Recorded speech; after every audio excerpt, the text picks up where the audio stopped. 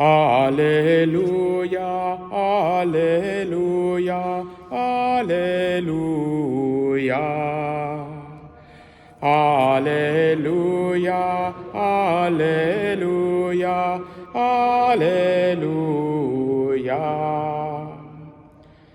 All who love me will keep my words, and my Father will love them, and we will come to them.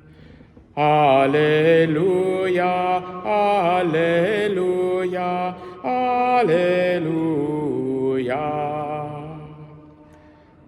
The Lord be with you. A reading from the Holy Gospel according to Matthew. Jesus said to his disciples, "Beware of practicing your piety before others in order to be seen by them, for then you have no reward from your Father in heaven. So, whenever you give alms, do not sound a trumpet before you as the hypocrites do in the synagogues and in the streets, so that they may be praised by others. Truly, I tell you, they have received their reward. But when you give alms, do not let your left hand know what your right hand is doing, so that your alms may be done in secret, and your Father who sees in secret will reward you. And whenever you pray, do not be like the hypocrites, for they love to stand and pray in the synagogues and at the street corners, so that they may be seen by others. Truly, I tell you, they have received their reward. But whenever you pray, go into your room and shut the door, and pray to your Father who is in secret, and your Father who sees in secret will reward you. And whenever you fast, do not look dismal like the hypocrites, for they disfigure their faces so as to show others that they are fasting. Truly, I tell you, they have received their reward. But when you fast, put oil on your head and wash your face, so that your fasting may be seen not by others, but by your Father who is in secret. And your Father who sees in secret will reward you." The Gospel of the Lord.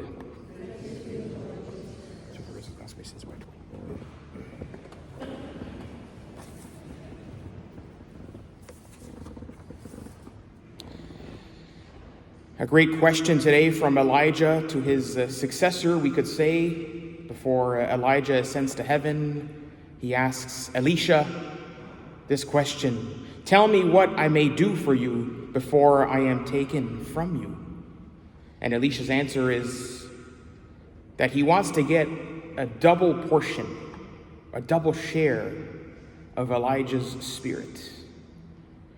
It means that Elisha saw in Elijah, he saw something. He saw some kind of spark. Whatever animated him, whatever gave him all that courage and strength in front of the King Ahab and Jezebel, Elisha wanted some of that for his own ministry, for his own work as a prophet that he would do.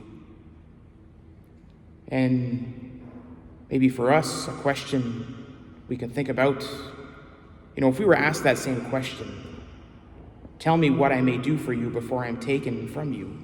If we were to be asked that same question by Elijah, what would be our answer? Would we answer the same as Elisha? A double share in that Spirit of God? It's a good question to ponder, right? Would we answer that same thing? What do we really want, right? Maybe I can rephrase it like this. Sometimes I get asked this question, "Father, how can I grow in my faith? How can I grow in my spiritual life?" It's a good question. I think it's the same question. And this is where the gospel we read today can help us. Normally this gospel is read on Ash Wednesday, and last time I checked, we are not starting Lent today, and so it's a little warm to start Ash Wednesday today. And we hear about these three pillars of Lent: prayer, fasting, and almsgiving. Well, maybe you might be thinking, well, all that stuff, that's, prayer, fasting, almsgiving, that's for Lent. I don't need to fast now. I don't need to pray as much as I do during Lent. Now, okay, Lent has that feeling of urgency and for these kinds of things.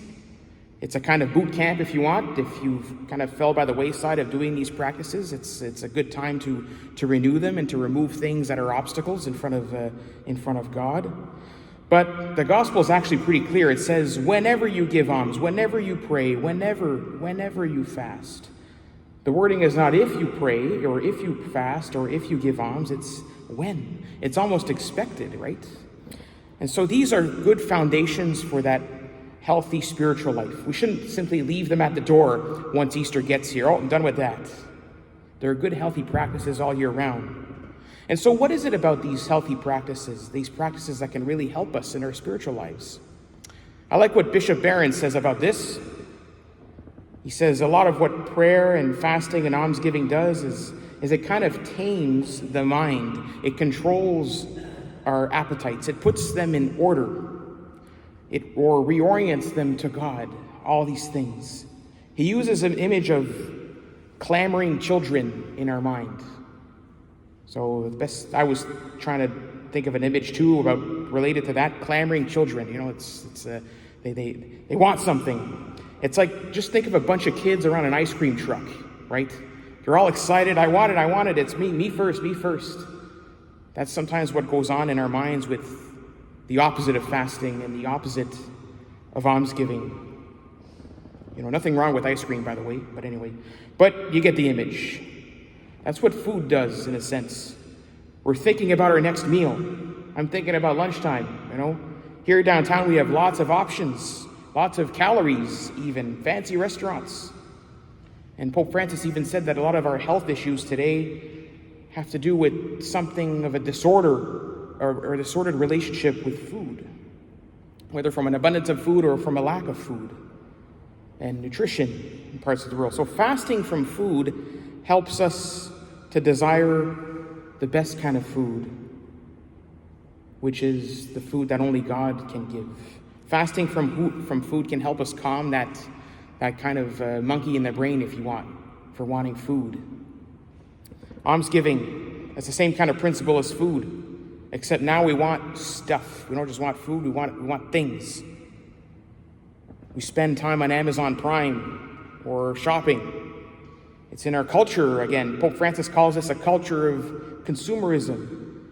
We have wants, and many have the means to buy these things, to afford them, so we collect material things. And that takes up our time and energy. It takes up our headspace, takes up our prayer life sometimes. What almsgiving does is it turns us away from ourselves and our own wants and desires and possessions. We share what we have with others. And we admit that money and possessions are not everything in life, right? But our relationships are what really count. Our relationships with our family, our friends, our relationship, I would say, also with God. And that's where prayer comes in. Fasting and almsgiving help us with prayer. Prayer is simply our relationship with God. But there are many other voices to filter out. The world, the flesh, the devil. So in prayer, we train ourselves, we attune ourselves to hearing God's voice, to doing the will of the Father.